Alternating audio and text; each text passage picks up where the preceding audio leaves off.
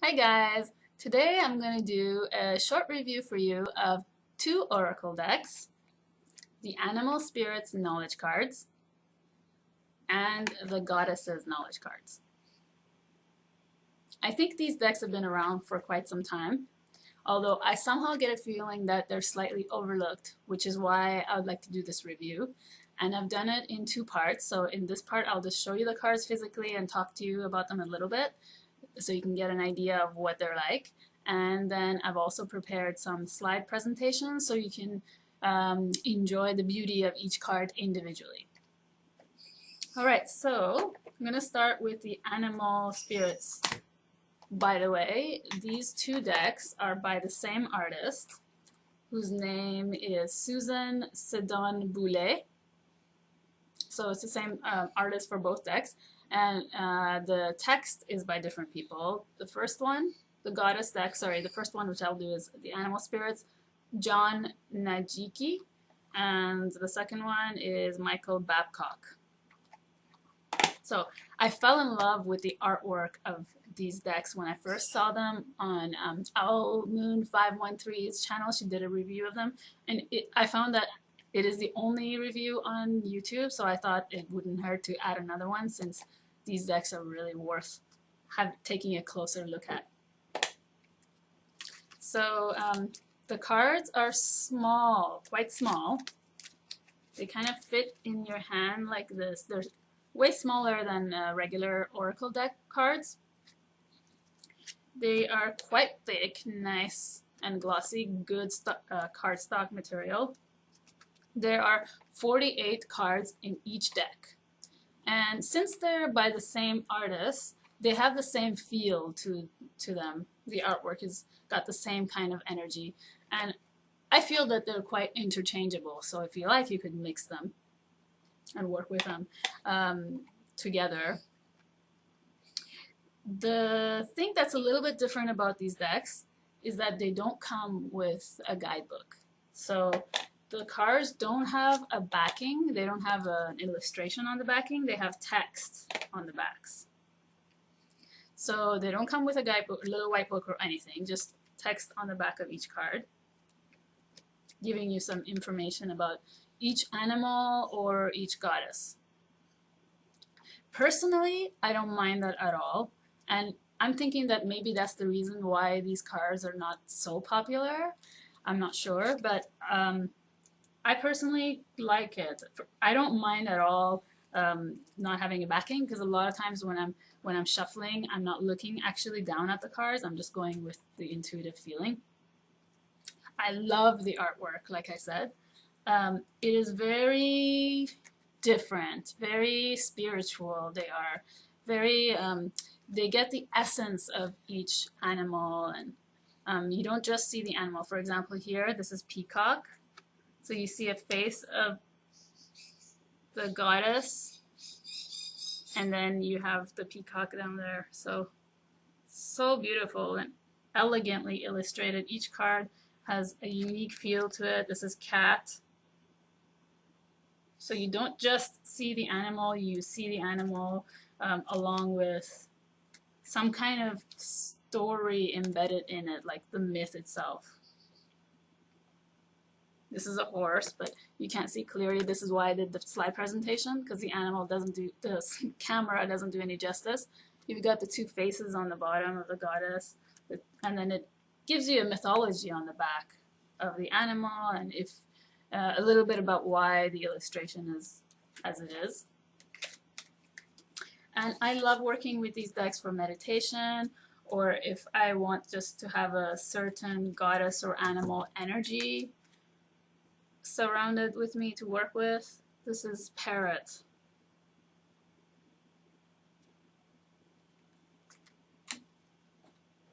And I like the smaller size. I really like it. Crow. The paintings are so beautiful. She is so talented. I really recommend you check her out. Check her art. If you're someone who really appreciates artwork, you will definitely appreciate this wolf, this deck. these decks, I should say. Raven. See, because they're so glossy, it was so difficult for me to find the right spot to film this, and I had to do the slide presentation. Leopard. So you can see the color scheme is also very different in each card. You've got the dark and the light, the blues, the really rich, intense colors. For example, here, this is all kind of orangey. Definitely, like, just even looking at it for a second, I get the feeling of this, the animals in there, the energy of the animals. This is coyote, dove. So different. See the difference between those two. Swan. Oh, I had a dream about a swan last night. I just remembered it. Wow. Yeah, so I really recommend you check this out if you're someone who is working maybe with animal spirits right now. These were super inexpensive. I got them half price on Amazon. They were, I think, around $11 each. So maybe because they're not doing so well, they're more affordable right now. I'm going to show you the goddess deck. So before I go ahead and show you the goddess cards, I wanted to read one of the animal spirits, the back of the card. This is butterfly. And so there's a line on top which says symbology, transformation, joy, lightness, rebirth. The metamorphosis of caterpillar to butterfly embodies the principle of physical and spiritual transformation, and the butterfly lighting upon a flower is the very essence of joy, beauty, and freedom. The butterfly has been symbolic of the soul, early Christianity. Conjugal bliss, China, and change and joy, Native American. It's in brackets. In early Minoan and Mycenaean cultures, the butterfly goddess was a key emblem symbolizing new life after death.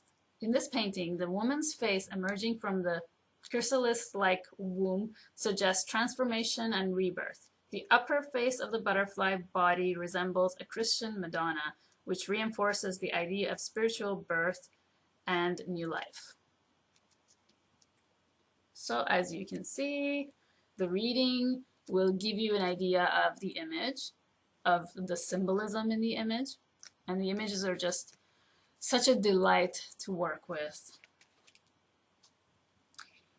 And now the goddess cards. So the goddess cards also come with 48 cards in the deck.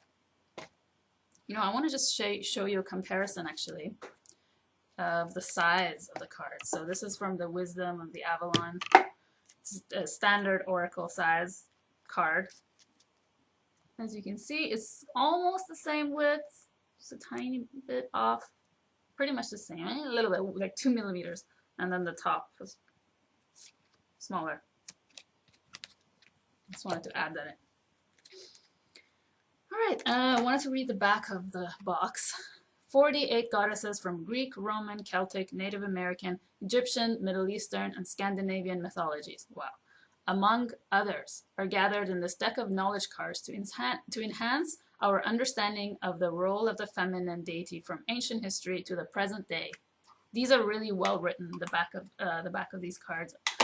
I will read you one in a little while. Show you some examples. Sedna. So as you can see, the images are quite dark, but not dark in a bad way, just darker, less sexualized flora, less sexualized images, and maybe not the stereotypical depictions of the goddesses we see in the cards that we work with generally. Hel, H-E-L. I didn't know this Norse goddess. So much detail in this card, by the way.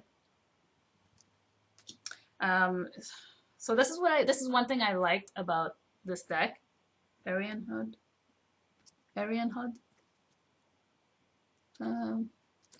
Some of the cards can be looked at from different angles. What I liked about it, yes, is that as you will see, for example, this is Aphrodite.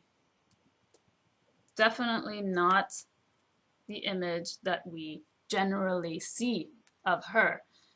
Here, she's not sexualized at all. This is a more spiritual essence of the goddess herself, because we stereotypically we associate goddesses with certain things that we're familiar with, and not everything.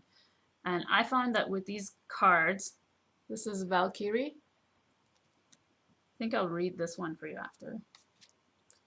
I find that with these cards, you kind of get to get really up personal and close with each goddess. Hera, even though the writing might seem like it's not much, I think it's a very good place to start. And not only that, just to remind ourselves, of the goddess. It's really easy to, when you take a card, daily card, for example, to just look at the card, look at it, see how you think, and then whenever you feel like it, turn it over, read the back. This is Mary.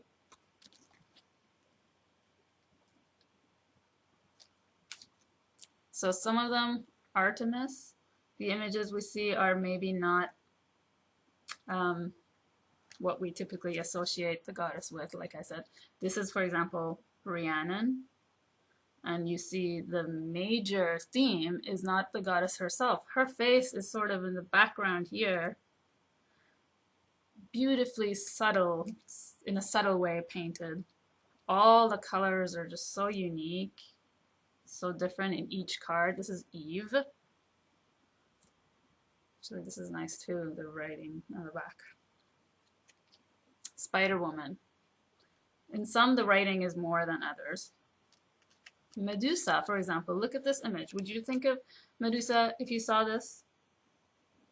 I mean, I guess that's the Pegasus, but Medusa herself, she's not, you don't really see her here. You really have to look. And I love the fact that the name of the goddess is not written on the card itself, because you can look at the image and then you can, without turning it over, you can just see who you feel comes out through that image for you. And then maybe you'll learn more insights that way. Isis and Osiris, not pronouncing it right. Hathor, very rich, very rich. Every card is very rich with symbology. Triple goddess. Like, for example, I would think this is Medusa just by looking at it, because she has snakes in her hair, but guess who she is? Athena.